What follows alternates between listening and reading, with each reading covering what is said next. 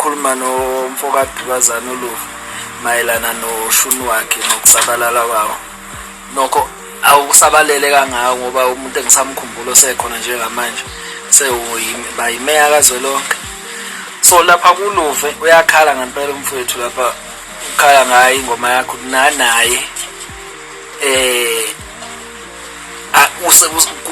usadla ngayo. So kodwa sekukhona abantu asebegijima asebezenza umuntu ofana naye. So kuhlungwana khona ngoba sekukhona nabaculi abafana noMenzi nje ngithi ufeaturishe yona imeya kazwelonke lapha kule lokhozi uyicece lakhe lisho.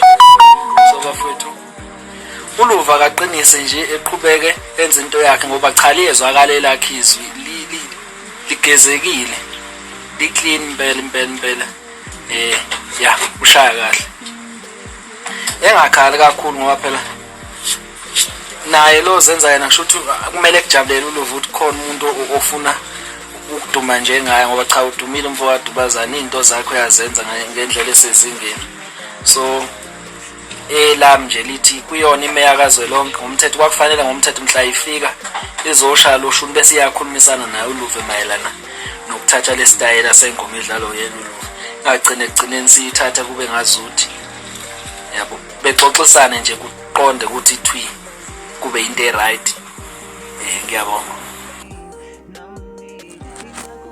Spaces, you should read what you